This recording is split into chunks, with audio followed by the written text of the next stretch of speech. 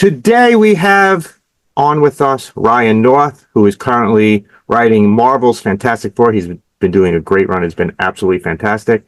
And he is scheduled to head a big Marvel crossover that we will talk about later in the show because it's the huge 2025 crossover event, and Ryan will be at the helm. Thank you for being on with us, Ryan. We really appreciate you giving your time to us. I'm happy to be here. Fans in very different ways. I am a huge fan of your current run on Fantastic Four. It has been amazing. I have a bunch of questions relating to that, including the mustache, but we'll talk about that later.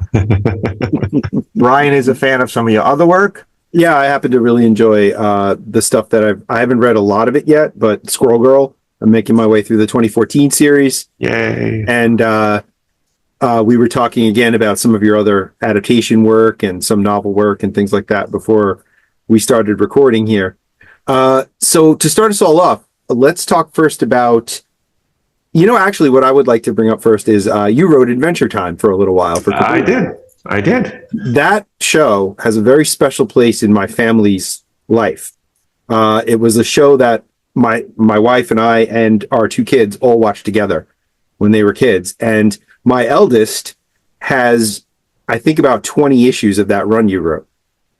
That's terrific. Because, again, we were really, really big fans of Adventure Time, and it had a really big and very positive effect on my eldest kid, who really enjoyed it. I was and am a big fan of it, too. I would never have done the comic book if I wasn't a huge fan of it. Mm-hmm. And it was such a joy, I guess is the right word, to get to play in that world and to just hang out with those characters. And like when you're writing dialogue for Lumpy Space Princess, you have to do the voice to make sure it scans properly. Of course, yeah. Did you have like recordings of Pendleton Ward just doing that voice over and over again so you could just catch the like? Oh no, I did my own bad oh my glob, you guys! Like I did my bad Lumpy Space Princess impression to make it work. Oh my God, we quoted her for years in my house, years and years. She's like, what a character. Yeah. And so was that something you pitched, or was that like, were you approached by Kaboom because they had seen something previously you'd done, like maybe the dinosaur comic or anything like that? Yeah. So the strange secret origin is that I had been doing my webcomic Dinosaur comics, which I still do today, for about a decade at that point. And I never had really any ambitions beyond that in comics. I wanted to do my Talking Dinosaur comic. I was enjoying doing it. And that was plenty for me. And what I didn't realize was that I thought I was doing my webcomic. I was also kind of doing this, long form visual resume of like, here's Ryan, here's the type of humor he has, here's him meeting a self-imposed deadline, so maybe you could hire him for something. I didn't realize doing any of this, but I did the comic long enough, a decade, that one of my readers grew up and graduated and got a job at a comic book company at Boom Studios. And so Shannon Waters dropped me an email one day saying, hey, we're doing this. We want to do an Adventure Time comic. And I thought we should get you to write it. Do you want to write a comic? I was like, yes. Yes, great. I would. So it's kind of a fun, like people always ask, how did you break in? But it was just, I did something else for 10 years until someone hired me. So not a very interesting story, but a fun story. No, but you started as a computer programmer, right? Before you got Yeah. I have 2 degrees in the computer sciences. I have an undergrad, bachelor's of computer science, I think. Maybe it's a bachelor's of science. No, it's a bachelor's of computer science. And a master's of science where I studied computational linguistics. Oh, wow. Yeah. Wow. And now you're writing comic books. And now I'm writing comic books. Yeah. That's a big. And it's funny you mentioned Boom. We actually had on last week, our interview was Ross Ritchie was on with us. Oh, yeah. Mm-hmm. Which was a very interesting discussion. Yeah. I imagine, yeah. So one of the first things we like to hear about is your adventure into comic books. So as a kid, were you a fan of comic books? No. Okay. No, full stop. I mean, so I grew up I was born in 1980. I grew up in the 80s in a small town outside of our nation's capital of Ottawa. Mm-hmm. And there was no comic shop in that neighborhood, in that town, and there was no way to do it. This is before the internet. This is before anything. And so I had a vague idea that I liked, Superman and Batman just through cultural osmosis. The first comic I remember reading was I got a comic in my stocking from Santa. I don't know where he found it because he couldn't get them in Osgood where I grew up. And it was a Wonder Woman comic, and it was part 3 of 7 of some storyline. And there was no recap. I was completely lost. It was absolutely inscrutable. Mm-hmm. But, you know, there's something to words and pictures put together.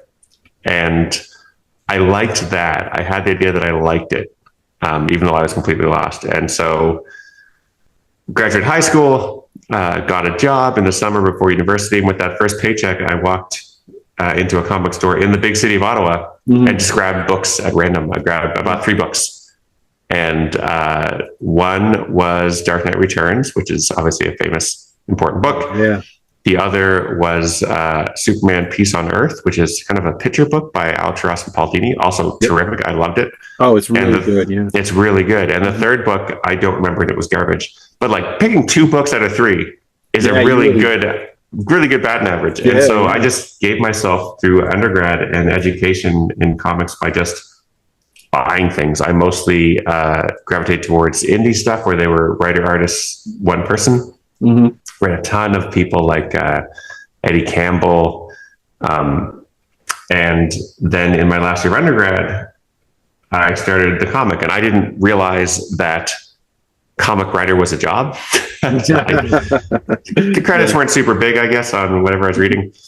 And so I wanted to make a comic after reading them for the past 4 years, and was not much of a visual artist. And so came up with the idea of Dinosaur Comics, which is the same pictures every day with different words. Yeah. To sort of get around that. And that is my strange secret origin. And Dinosaur Comics did very, very well as a webcomic. You garnered some awards with that. Yeah. Mm-hmm. Yeah. I mean, awards are fine. Not to poo-poo awards. We all love awards. But for me, the real joy of Dinosaur Comics was that it let me think of something, write it down. It doesn't take much to produce a comic because it's always the same art. I just have to lay it out and I'm there. Yeah. And then I could have feedback right away from people. Mm-hmm. And it made me realize in the early days, because it very relatively quickly became something that was popular, something that was self-sustaining, and I could do that as a full-time job when I graduated grad school. And one of the good things it had then was that, yes, you had internet fame or internet notoriety, but it was also anonymous, largely anonymous. I can go online, people say, I love Ryan North, he's great. Got a big head, and I go outside and no one knows who I am. And it's such a gift. I look at most fame today now has people's faces and voices attached to it. Yeah, sure. And so you can't turn it off in the same way. And you don't have that sense of balance where for 99.9% of your life, you're not famous, you're just a regular person. Mm-hmm. And I see how fame and notoriety can distort things and blow up people's lives. And I think I was really lucky to have kind of way to ease into it and not have it completely destroy my life and personality and relationships and everything else. Do you get recognized now? Rarely. I mean, I got a comics convention, sure, but usually what I've discovered is I'm with someone, like a new friend or someone, and they ask that question, I say, no, I never get recognized. If I do that, someone will recognize me and make me look like a jerk. The ridiculous one was at a restaurant with a new friend. And he asked that question, said, no, it never happens. And then the waitress was like, sorry, you Ryan North? I have an Adventure Time comic here. I'd love to get it signed. Oh, wow. I was like, where did you come from? It was amazing. I'm happy to sign it. Yeah, why she just bought it that day. At work. Bought it that day on the way to work. Really? Oh, really? Yeah, it was such an insane coincidence. How would she even recognize you? Like that's like comic books, your face isn't on them, so it's right. It's not like a novel where your face is on the back. Right. That's she had researched. Oh, definitely, possibly. And she played in her mind too. Like, is it? Yeah. What's the? Is that him? There's no way that's him. That's a good story. Yeah, that is really good. Now, you also wrote just before we get to any other comic stuff. Mm-hmm. You wrote a choose your own adventure book based on Hamlet. I wrote a couple, yeah. Well, I would say choose your own path because choose your own adventure is a trademark. It's trademark. Sorry. Yep. Sorry. Yes. So choose your own path or choosable path. Yeah, is what I call them. Yeah. Two adaptations, one of Hamlet and one of Romeo and Juliet. Oh, wow. So where did you come up with the idea for that? So I was driving home, 3-hour drive from visiting my parents, and I was listening to the radio. Yeah. And our national broadcaster, CBC, had an interview with a older actor. And he was saying how when he was coming up, when he was younger, 40, 50 years ago, you would have these monologues memorized. You would perform for auditions to show that you can act. And culturally, that's changed. And now most people want you to read their own scripts so they can just see what you can do with that particular character. Yeah. And I was thinking, well, do I have any monologues memorized? And I don't want to think of was the to be or not to be speech as much as I could get through it. And I was turning that over my head and realized, to be or not to be, that is a question. It's kind of structured like a choice, to be or not to be, kind of like the choose your own adventure books I read when I was a kid. And I was like, wait a minute. And saw the whole book all at once, right? Like it's a choose your own path version of Shakespeare, and you can have multiple characters, and all this stuff was there. And I still had 2 hours of drive to get home, right? Just be like excited about this book. And then when I got home, the first thing I did was Google to see if this had been done before. Right. And luckily it hadn't, because otherwise I wouldn't have done it. Right. And wrote the book. Well, that's what an idea. Really. It's so good. It was a lot of fun. I was worried about how it would be received, because I am taking the most canonized author in the English language and putting him in the least prestigious format of a second person nonlinear story. And I was worried there'd be these, stuffy Shakespeare scholars who were like, who are you to desecrate the bard? But they liked it. They liked it because it brings attention to Shakespeare, and I didn't destroy the original plays. It's a fun way to interpret it. It's a fun way to have fun with it. And I didn't realize it, but I had some teachers use it in classrooms, and they told me that one of the things that the Hamlet book did well, to be or not to be, was that when you are playing as Hamlet, you really understand why he is so indecisive and doesn't make these choices, because you're going off the word of a ghost. Yeah. That's not really that credible. So it was a lot of fun. Those books were wild. Do you have any others planned? Well, actually, that is a very smooth segue. One came out last week, I believe, or 2 weeks ago. It's a Star Trek Lower Decks interactive comic called Warp Your Own Way. Nice. And you choose what happens as you go through the book. I'm really pleased with it because I took everything I learned from doing those Shakespeare books.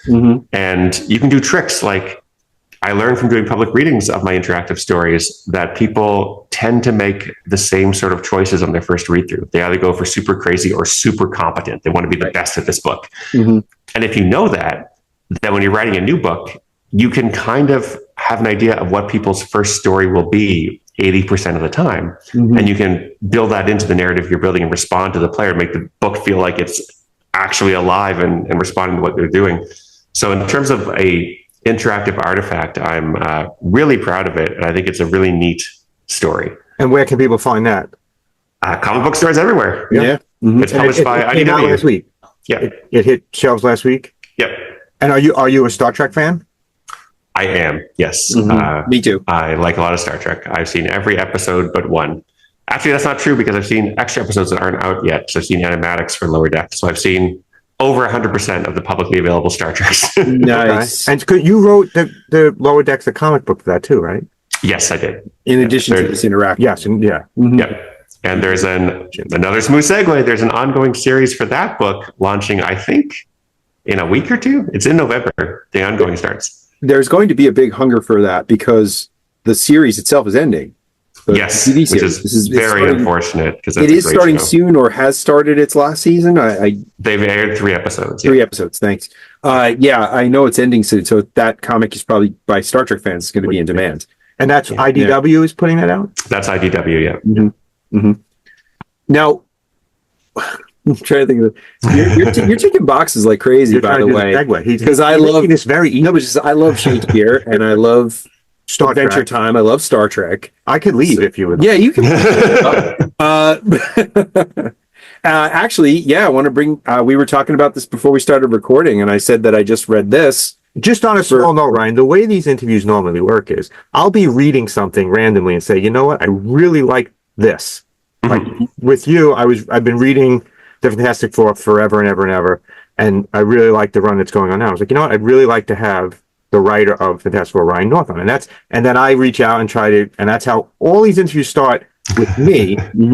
Occasionally, Brian takes over an interview, but that's very rarely happens. So I appreciate that. Okay. Well, this will be I promise you, my last dominance here. Recently read your adaptation along with Albert Montes of Slaughterhouse-Five by Kurt Vonnegut. This is a big favorite novel of mine. I'm actually a huge Vonnegut fanboy. Did you do this because you're a Vonnegut fan, or was this suggested by somebody? Or I think I mean it was the idea of Boom, the publisher, put it together, but they knew I was a Vonnegut fan because I'd referenced him a couple times in Adventure Time, actually. Okay, and so I don't think you can ethically adapt a book into another medium if you are not a fan of that book, right? Because you have to love the text as much as the original author did to make it happen. And that book was terrifying. Yeah. Because you don't want to be the person who screws up Vonnegut. He's such a beloved author for me and for many people. And also really gratifying because the artist Albert Montes did such an incredible job with bringing these characters to life in such a way that like they are the characters I see now for these people. Yeah. And normally when I talk about my work, you know, I'm Canadian, there's some modesty. It's okay. It could be better. But with this book, because Kurt Vonnegut wrote it, Albert Montes drew it, I adapted it. I feel like I have like one tiny finger on the wheel there. And so my first experience reading the book when I got a copy physically in my hands, I finished it and I was like, wow, I wish I could write a comic like that because it felt like it's outside of me. Yeah. Because I mean, Vonnegut's great. And it was fun. I have to say this was really enjoyable, especially as a fan of the book. Because it's definitely not an easy novel to translate to another form. Because it is one of the most nonlinear narratives that you run into.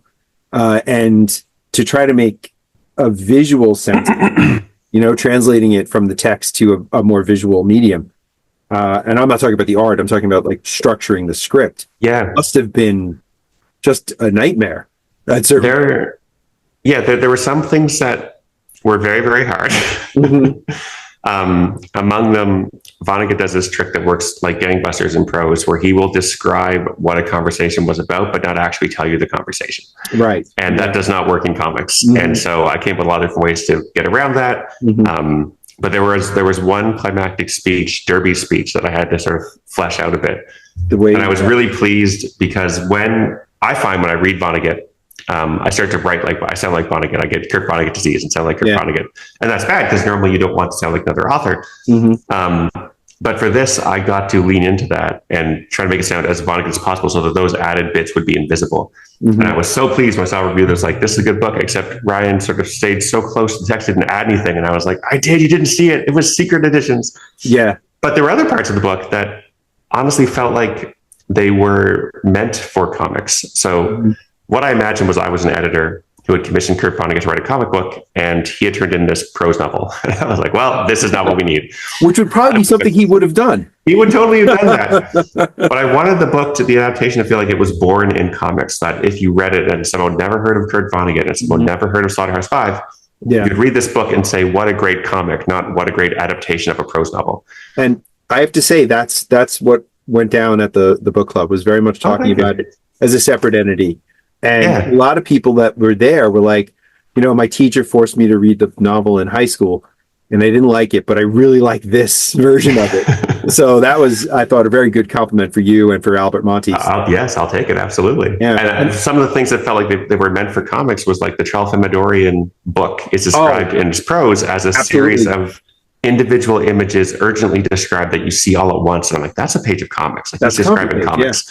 Yeah. And so I could show it as a comics page and let you experience a Tralfamadorian book instead of just reading about it. Yeah. And that felt like, oh, this is working here. Like this feels like it's singing.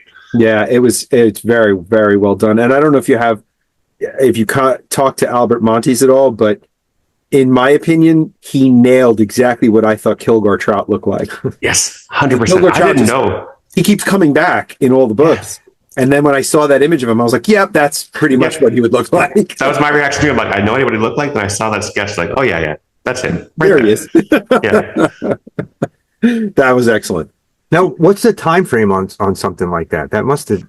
You must have spent a lot of time adapting that. Yeah, I found that when I write, I can usually do about 7 pages of comics a day on a good day. And when I was adapting, I could do about 10 because the book was already written. Right. But that's actually not that much faster than writing something whole cloth from scratch, because adaptation is a difficult process. It's creative, it's inventive. And for me, it was the labor of just about the labor of writing a book. Only I already knew what the book was done. Right. There's a weird sort of middle space between those two statements. Yeah. Yeah. Yeah. You know what? I want to talk about Squirrel Girl as well, by the way. Please. You were giving up control. Am I giving up control? You talk about Squirrel Girl. I have what I want to talk about. Yeah, what you want to talk about. All right. The 2014 run of Squirrel Girl. That was your first run on the character, right? Yep. First and only. Were you a fan of the character already? Had you read like the Will Murray and Ditko stuff, or no? I got an email from my editor, Will Moss, and he said, "We want to do a Squirrel Girl book. Do you have a pitch for Squirrel Girl?" And I was like, "Squirrel Girl? Isn't she like? Did she talk to squirrels?" Yeah. I knew nothing. So I was like, "Give me the weekend." And I took the weekend. I read all the Squirrel Girl comics I could, which was like 10. There wasn't a ton. And started thinking about her and the way she could go. And at the end of that weekend, I knew 2 things. I knew I really wanted there to be a Squirrel Girl comic, and I really wanted to be the guy writing it. And so I sent this pitch of like, all right, here's Dorian Green, and we'll have first issue go against Galactus. It'll be this big story for 3 or 4 issues. Yeah. Sent that all in, and Will wrote back, and he was like, okay, this is good. Are there any other people besides Squirrel Girl and Galactus? Like, does she have a supporting cast? And I was like, oh, right. This is something an author would do. So I sent in a new revision, and we got to make the book. And I will say that very first issue, I wrote the script, sent it in, and Will gave me probably the best note I've gotten in my life, which was in the original version. In the published version, she is fighting Kraven the Hunter, and she throws him up in the air to buy a second to figure out what she should do. And she imagines like stuffing squirrels down his pants. So there's ways to beat him, and then she finally talks to him. The first version I sent, she just sent squirrels down his pants and beat him up. And Will said, I always saw Squirrel Girl as someone who helps people with their problems. And that was like the final piece. Everything clicks into place. And I was like, yes, this is like reading the answer key at the back of the teacher's book. This is it. Forget that first draft. Here's a new draft. And that's where I think the character came to life and became who she is, because she's this Marvel character who is there to help people, right? And she's very realistic in that she is a smart, intelligent, empathic young woman. And when you meet someone smart, they tend to get into not that many fistfights. It's not their first stop. So when writing her, I had to come up with actual solutions to problems, and then also the fistfights it would go into when those wouldn't work, or if they wouldn't work. So it was always fun to figure out if the story's going to end in mutual understanding and compromise or punches. But either way, I try to get them both in there. Yeah, a friend of mine who is a co-owner of a comic book store, Justin at the Geekery. Now I'm shouting you out right now. He said that she was one of his favorite comic book characters because she didn't go for the punching solution right away, that she always tried to solve the problem that made the villain in the first place. Yeah, it's like a remarkable, weird, crazy idea, because comics always go for like the punching, and she didn't do that. That was the way she approached problems, and that was amazing. It's such this breath of fresh air in the genre. In real life, it's normal because we don't get into very many fistfights, but within the superhero space, it instantly to me made her feel real and made me understand like where she's coming from. Yeah. It makes her infinitely likable. Yeah. Oh, yeah. Segue to what? You want to go to Fantastic Four now? To that infinitely likable comic, Fantastic Four. So I've been reading it since issue 1, and actually I'll show you what I'm doing right now before we get into your discussion. I am doing this right now. Oh my God. So I am trying to finish the entire run, and I picked these up this weekend, which is that's amazing. It's a big thing. I'm a huge fan. I've been a huge fan. It's actually how I refer to my family. There's 4 of us. We refer to each other as a Fantastic Four. Me and my daughter have discussed getting Fantastic Four tattoos together. So you're Ben Grimm. it would be Mr. Fantastic. No, you're grim. So how does that come about for you? You pitch, because in all honesty, in the last couple of years, it's been very inconsistent. There'll be a series, it will end. There'll be another series. It will be confusing as to what that series is doing. Your series has been very consistent and very focused on the family aspect of the Fantastic Four. And I believe, much like you said about Squirrel Girl, it's a lot of them solving problems. There's not as much fighting as there have been in past series. Yes. So my pitch to Tom Brevoort was basically, I had seen what we'd done with the Fantastic Four before.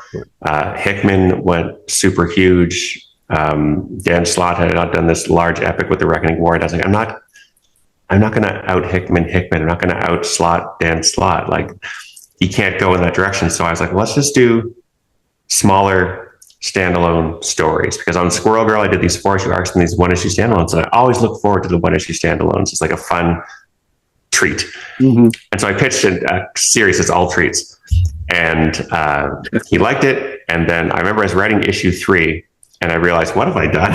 Because it's a lot harder to write a new story every month. You've got 20 pages, you've got 5 to 9 main characters if the kids are there. You want a sci-fi premise, you want a twist, you want some emotional recognition, some family dynamics, and you've got 20 pages. Like, it's I call it like hard mode, because you have to do all this every month with a new premise.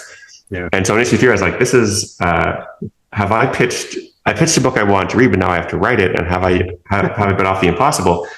And actually, Brian, it was Vonnegut that helped me with this, because I was reading some of his books, his letters, and he was talking about complaining that, nowadays in the 60s and 70s, it's hard to make a living writing short stories, but a generation ago, people would make a living just selling short stories to magazines. Yeah, sure. And every month they'd write new stories. And I was like, oh, okay, so this has been done. Like, I just have to imagine myself as a golden age sci-fi author. Yeah, like a pulp. Yeah, I'm writing a new story every month. And I just happen to have a publisher called Marvel Comics who really wants a new story from me.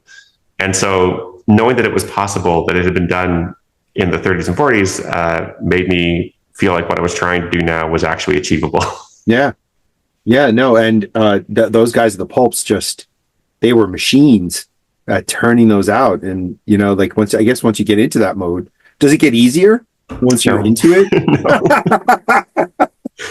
I mean, so Fantastic Four. I was really hoping for the, like, anybody could do it. No, it's hard. It's hard every month. The thing with Fantastic Four is it's not a book like any others. It's very important to comics in general. It's very important to Marvel Comics. And just like I was talking about with Vonnegut, like, I don't want to be the guy who screws up Fantastic Four, and I feel that responsibility. I didn't necessarily feel on Squirrel Girl. I love her. She's my favorite character. But if I had done a really bad Squirrel Girl comic, people would have been like, okay, yeah. I never liked her anyway. I'm not surprised it's bad. Like, it would have fit expectations, but you don't want to do a bad Fantastic Four comic. And so every month it's trying to write a book, create a script for a comic that can follow Jack Kirby, Stan Lee, John Byrne, all these people, and not look bad in comparison to it. And that's a very tall order, and I'm sure I don't always hit it. I'm not sure I've ever hit it, but it's the goal.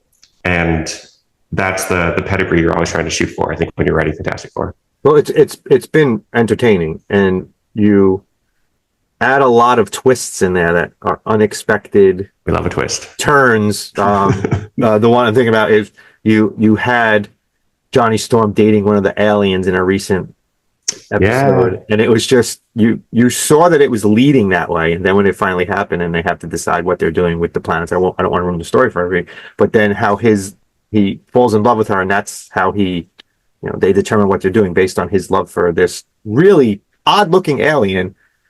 And it's been, I've been very entertained because of this. It's very different than any Fantastic Four that's been out there before. The two most violent characters are the two youngest characters, and the rest of them are always trying to keep those two from not being violent. I love that dynamic of the Thing's family and how that's going. Oh, they're Kree, right? The kids? Yeah. One's Kree, one's Skrull. One's Kree, one's Skrull. And it's just, it's really a funny part of the way the story is. And they've been all over the place. And the story, the main, Brian obviously doesn't read it. The main story takes place. It's on the list. Mostly in Arizona. It's not taking place in the Baxter building like you said. They're in Arizona right now, and it's very slowed down version of the Fantastic Four. So I got to ask, your idea for the mustache, or is that coming from someone? So the mustache.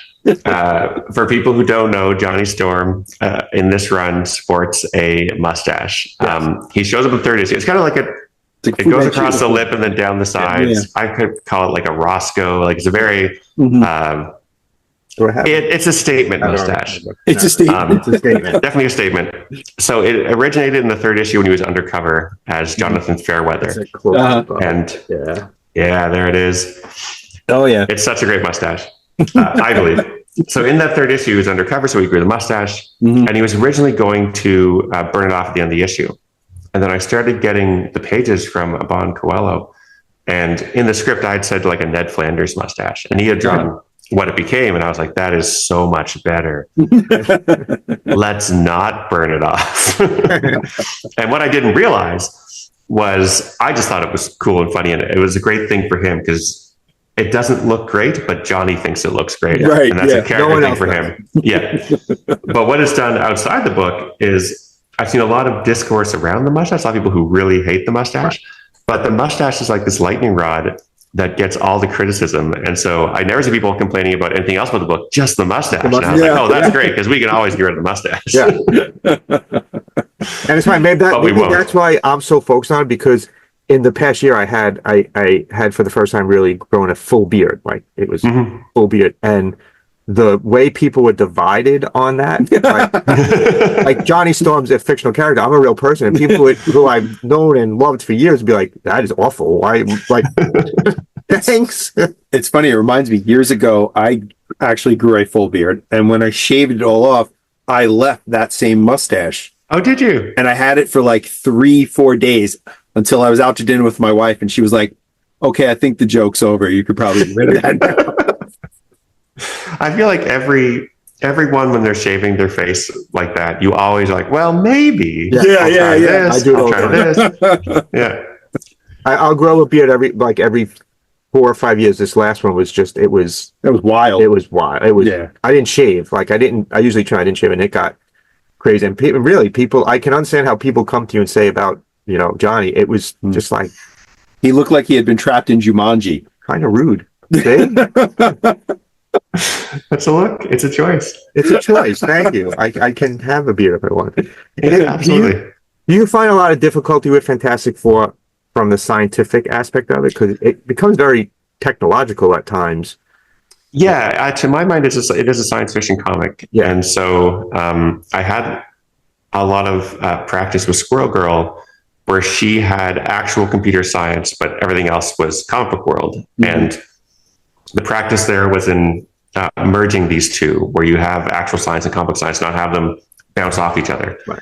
And so for Fantastic Four, I'm always trying to do some sort of actual science premise. I'm really inspired by Golden and Silver Age sci-fi short stories, where they would take an idea that was in the air or from research papers and then run with it. Right. And see what kind of stories you can get out of that.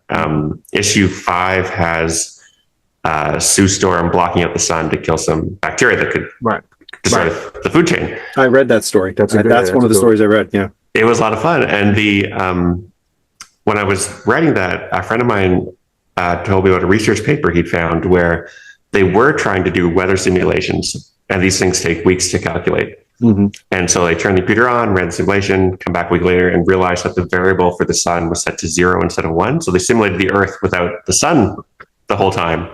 And now there's more interesting data. What would the Earth be like? How quickly would it cool if there was no sun? And I got to use that research in the comics. So when Reed says, it would take 3 weeks for the oceans or 3 months for the oceans to freeze, that's actual science. Wow. And that's even better. What a cool idea. Really. Yeah. So it's fun for me to try to work in as much realistic science in the sci-fi as I can, because it makes it feel more real. And I think when you have a comic about like a stretchy guy, a rock guy, a fire guy, an invisible woman, the more you can make it feel like these things are actually happening and these are grounded stories, the better it works for me. How many issues are you slated to work on? Is there an end in sight at this point? No. So the way it works is that I get to keep doing it for as long as Marvel wants to, or as long as I want to, whichever is shorter. Right. So as long as it keeps selling, as long as people keep liking it, that lets the run last for longer. I don't yet have an endpoint or anything like that. As of right now, no endpoint in sight. Yeah. Good. That's good. As of right now, I've written 20. This is the last one that was out. 26 was the 26 on newsstand, right? Yeah, that just came out, I believe, last week or the week before. So I'm 10 issues ahead of that. Okay. So we got at least another year. At least another year. Nice. That's good to hear. And the reviews online have been fantastic. People love it. It's really mustache aside. Mustache aside. It was gratifying and also surprised because I knew that this book was so different than what had come before that I thought, okay, this will be a year at most. Like I didn't expect it to last as long as it did. And that is obviously very gratifying that passed. It's gratifying that people like what it is, because you're always taking a swing when you take a new direction with these characters, especially characters that have been around, since the 60s, where there's people alive who have read every single Fantastic Four issue, and now they're reading yours and judging it against everything they've read. So it's a responsibility, I guess, is the word that you try to live up to. Right. And with them coming into the MCU in the near future, that's just putting them more towards the forefront, which I always feel they should be, and they haven't been in quite a while. No. That was, as an old school Marvel fan, that was one of the things that always bothered me about the MCU, is that the Fantastic Four weren't there.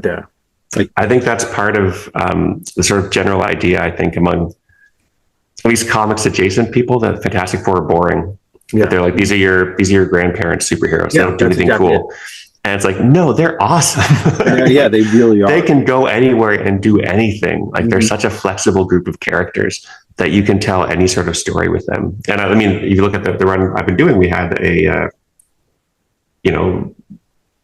some office comedies with Ben and Johnny getting jobs. We had in supermarket, a horror comic in space with issue 10. Like you can go in we had a noir issue. Like you can go in all these different places with the characters, and they always work because the characters are so great. So there's nothing wrong with the characters. I think it's just the way they were written in the past. I think a series of bad movies have not done them very many favors. No, they certainly haven't. So you're and we'll segue into the next thing. You're building. So good at You're building off. Yeah, we're doing very good with that today. You're building off of. See me professional. We are Blood Hunt. So yes. Blood Hunt, and just for those of you that are reading it, Blood Hunt ends, and Doctor Doom gets the powers of the Sorcerer Supreme. That comes into play right now into Fantastic Four. So how were you involved with the whole Blood Hunt thing? Like, how does a big story like that work, where it's really crossing over into every character, and we're still seeing the remnants of it now? Miles Morales is a vampire. Yeah. Doctor Doom is the Sorcerer Supreme. So what happened was, near the end of Blood Hunt being plotted, I believe it was Tom Brevoort, our editor on Fantastic Four and also on Blood Hunt, who had this idea of, can we use the ending of this story to set up the next story? Right. And what if the next story was Doctor Doom using these powers to take over the world? And so he messaged me saying, do you have any ideas on this? And I wrote back this giant email, like all these ideas, because I had just written a nonfiction book called How to Take Over the World. Right, perfect. So I feel like I'd done my research, and your life really seems to fall into place. So you have degrees in computer science, and you wrote a book about how to take over the world. You are halfway to being a villain. You realize that, right? It's fine. Don't worry about it. It'll be fine. So we're good. Yeah. So we started developing it from there.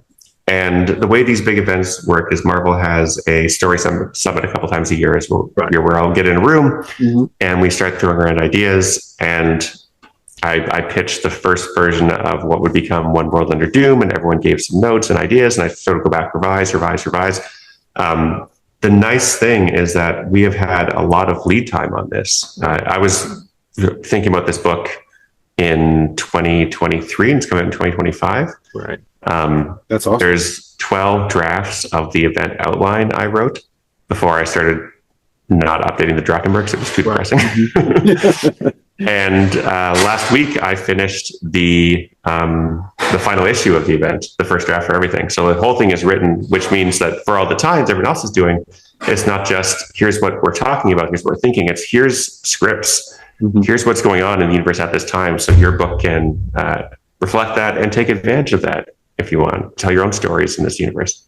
Oh, so that's starting in 2025, right? Yeah, February 2025. So soon, right? Very soon, yeah. So right on the heels of Bloodhunt is the next one, One World on the Doom.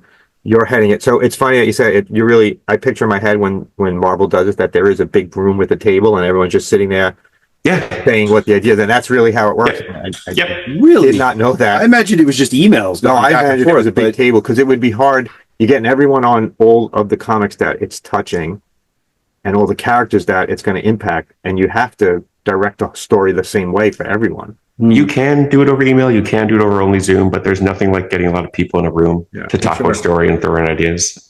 So usually it is a big table. There's people on Zoom who can't make it in person, but it's a room. It's sit around and talk about stories. That makes me really happy because I remember someone we interviewed, and again, my memory gets iffy. Well, tell us, I'll figure out who it was. Basically said like, oh no, we don't, there's no real office. We're working at home. We get these emails and then we do our thing. Oh, Dan Waters, I think. Was it Dan Waters? Yeah. It probably was Dan Waters. And then I thought, oh, that's so disappointing because I want there to be the room with the big table. That's what I was hoping. Like I like the old idea of the old bullpen, that just sort of sitting around and, Jack Kirby walks by and Stan Lee's, doing something crazy. And, that would be, but that's great. I love to hear that there's actually a writer's room, a writer's meeting, That's awesome. And so you're heading the whole thing, right? You're writing the main limited series, and you're going to continue with the Fantastic Four. So I assume that those are already written because you had 10 ahead. Yeah. Can you tell us who else it's going to impact? It is it's sort of, I can say some. It's sort of like a Dark Reign scenario in which this is the new status quo for the Marvel Universe. And so it should affect everyone to various degrees. Some people much larger where they're directly impacted. Others, it's just how does their life change if Dr. Doom is in charge? That sort of level of thing. Dr. Doom is someone who is very concerned with big picture stuff. So he's up on the level of like Earth level stuff. And he's not super concerned over, who Spider-Man is punching that week. That can be something that continues without his involvement. Yeah. Because he's really not a villain in the sense anymore. He doesn't see himself that way. Absolutely not. Becoming a protector of the planet. And that was the big thing at the end of Bloodhunt. He steps forward and is able to save everyone. Yeah, but I got a feeling that ain't going to last. I don't know. Who can say? Yeah. You can, but you can't right now. Who can legally say? Not me. Right, exactly. No, it's funny because it for me, I love those big crossovers, but hate them in the same sense because then I have to get everything. I can't pass on. If it's crossing over into 20 other issues, I have to pick up those 20 issues. I have every issue of Bloodhunt that was touched. Oh, that's great. Well, I'm biased because I wrote it, but I think it's a really cool story. I think it goes some very interesting places, and it's going to have some repercussions that'll last a while. I love Dr. Doom, so that right away. Me too. You have this hold on Dr. One of our first things we did with our channel is we did Dr. Doom Presents, and he looked at every issue of Marvel 2-in-1. So we did 100 episodes of Dr. Doom Presents Marvel 2-in-1, and he comments on each episode of each issue of Marvel 2-in-1. And we didn't get sued or in trouble or anything. I couldn't believe it. He's a great character. He's the only character that I know of who can talk about himself in the third person, and it comes across as threatening instead of comedy. Like he's so arch and so dramatic, but such a legitimate threat. It really works. He's got the goods to back it up. Yeah. And interestingly enough, I don't know if a lot of people know this, but back to Squirrel Girl for a minute. I think it was in the first story she ever appeared in, she beat Dr. Doom. Yeah. Which that's quite a credential for her. That's tread right away, right? Right. Yeah. Yeah. Tread right Yep. away. Mm-hmm. So besides this, what else? Do you have anything else that you're working on? I don't know how you would have time, but Yeah. Besides the Marvel event and Fantastic Four, and the Lower Decks ongoing, yeah. there actually is something that's not announced yet. It's just a special one shot, Okay. but it's not connected to any of this. But it Okay. is not announced, and I sent in the script this morning, so it's Okay. hot off the presses. Okay. Oh, good. So it's really fresh there. So Yeah, that's interesting. You're the first people to know about it for what little I've said. Yeah. That's awesome. That will be the segue in. We know something you don't know. No. we have done these interviews where the person we're interviewing will start talking about something like that, and then I don't edit right away anymore. I used to when we were first doing interviews. Because people even go, you can't have to cut that out. I wasn't allowed to say that. I went back to my post and they said, no, you can't say that. Yeah. You got to remove that. Yeah. So I wait a couple of days to see if you come back to me and say, oh, wait, I can't. I wasn't allowed. No, I've never done that. I'm usually pretty good about knowing what I can talk about. Get in trouble. So you have one other thing you can't talk about yet. So you'll have to come back on and talk about that. Yep. Do you have any appearances coming up in the near future that you want to promote? You were at New York Comic Con, right? I was at New York Comic Con. This would be a bit of a trip for probably most people listening to this, but I will be in Delhi at the start of December for Delhi Comic Con. Really? Yes. Yeah. In India. Wow. Have you ever been there before? I've been once before. Yeah. It was. I'm really glad I get to go back and do it again because the first trip was so short. I basically had only a couple hours that wasn't at the show to look around one of the oldest cultures on the planet. Yeah. I would be very interested to see how a convention is conducted there. Yeah, well, I was very hesitant to say that I've even been to Delhi before because I spent like 3 hours outside of the convention hall. Right. But it's to answer your question, it's you'd recognize it. It's very, very similar. It's artists, fans, creators. What I find is that wherever I go, the thing with comics is that it is not a medium that most people get into to become rich. Movies, people get into movies to become rich. Comics, not so much. And so in terms of both the readers and the creators, everyone is there because they love it.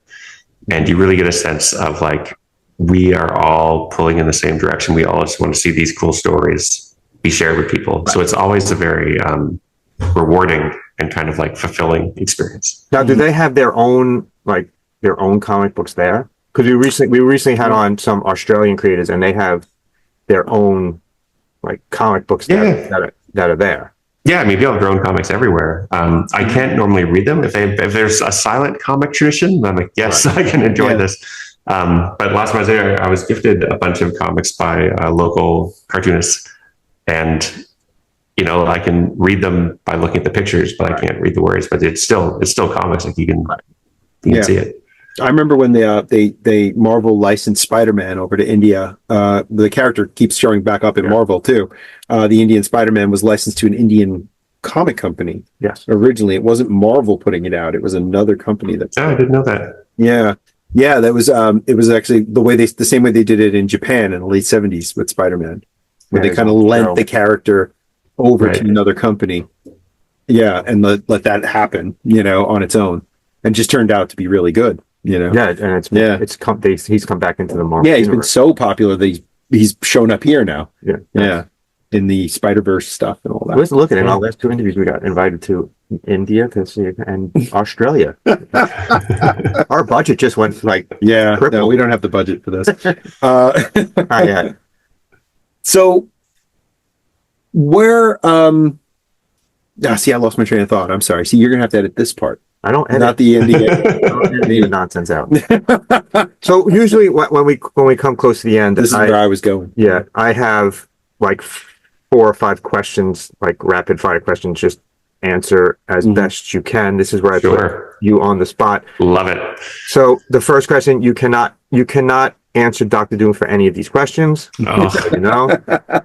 Just gonna put that out there right away. So first question is, who's the most handsome person you know? And I'm like, Dr. Doom. Can't say. Who's the what besides Dr. Doom? What other Fantastic Four villain is your favorite? Oh, that's a good question. You can't say Doctor Doom. Yeah. Oof. This is kind of a cheat because I've only used him in Fantastic Four in an upcoming issue. Okay. But I had a lot of fun with Mole Man in Squirrel Girl. I like that he is canonically an old guy. Yep. So much of him, also like Doom, he's arch and he's dramatic, but it works because he has that pedigree. And so he is a lot of fun. I'll go with Mole Man. He's in the next issue, right? He's in issue. He is in the next issue, yeah. He's in. I saw that to come. So there you go. There's one. Next one. What character would you like to work on if you could work on any character? They haven't worked on already. Can't Doom again. So Can't Doom, yeah. It could be a team too. It doesn't have to be a character. Yeah. Yeah, this is a hard question. I don't tend to walk around with like a list of characters I want to work on because part of it is just practicality. If I come up with an amazing story for Batman, but I don't write Batman for a decade, right? Then when I show up, I'm like, all right, here's my Batman story, and it all ties to continuity that no longer exists, and it feels like this would be a great story in 1990, but we're not doing that anymore. I try not to think too hard about it. That said,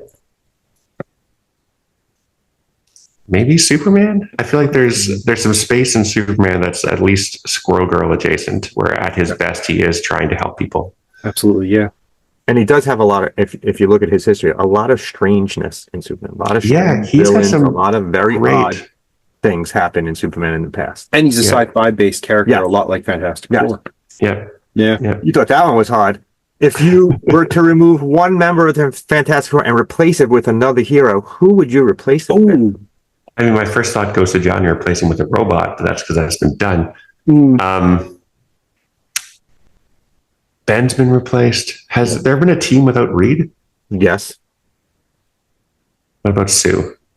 Yes, there has been a team without Sue when she was pregnant. So who would you put in place? You could replace any one of them, but you have to pick the person who's coming in too. That's so. Can I just comment? That's so hard to do because they are a unit. Like they've worked so well. They have been. They have been. They have. I agree. I agree. If you're the person writing Fantastic right now, if you were going to put another hero in the team on the team, who would you put on the team? This is a really hard question. And I don't lose any of them, but okay, I'm gonna twist your question. I would, and this would be a shock twist. I would remove Reed Richards, Mr. Fantastic, from the team. I would replace him with Plastic Man. Okay. The vibe would change for sure, but it would still be recognizable. Do you know how just the interactions between Plastic Man and Sue would be? Plastic Man and Doom? Like, come on. Sue.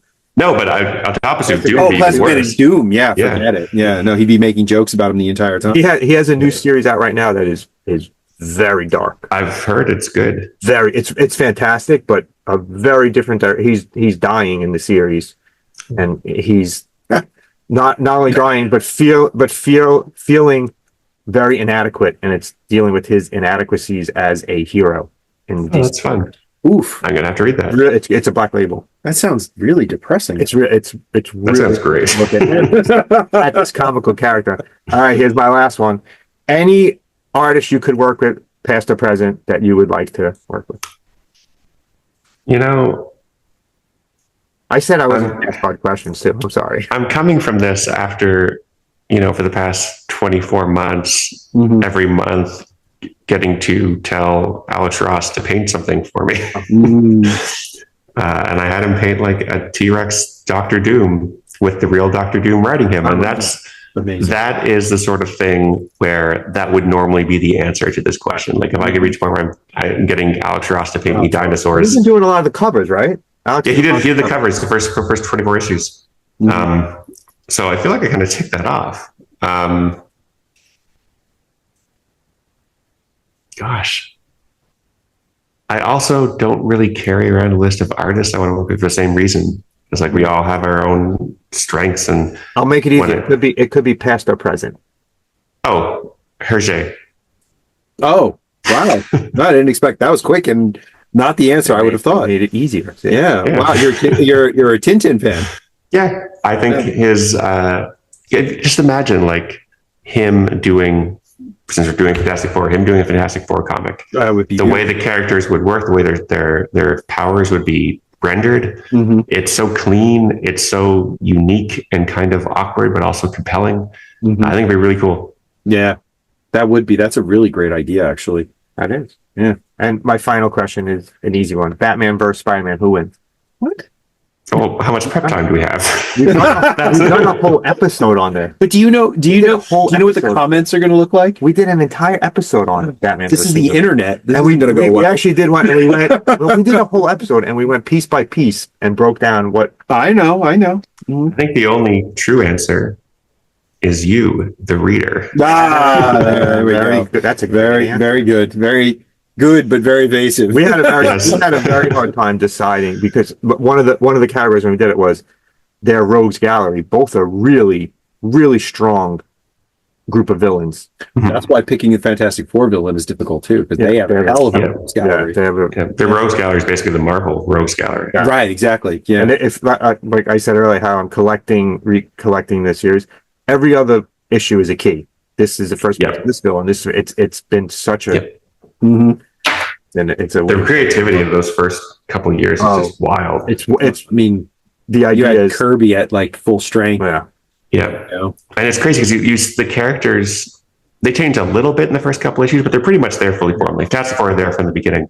You look at, say, Iron Man, his first appearance, I maintain it's meant to be a horror comic. It implies he can never leave the armor again, which is what I did in my Iron Man Darkhold horror series. And then issue 2, he's painting his armor gold and he's fighting alien cavemen. It's just like they don't know what Iron Man is yet. They're trying everything. But they knew what Fantastic Four was from the start. Yeah.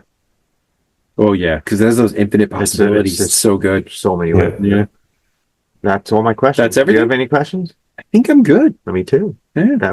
Answered all your questions. Yeah, that's all our questions. That's everything. So, go ahead. Thank you for joining us and giving us this time. Oh, it's my pleasure. Thanks for the interesting questions.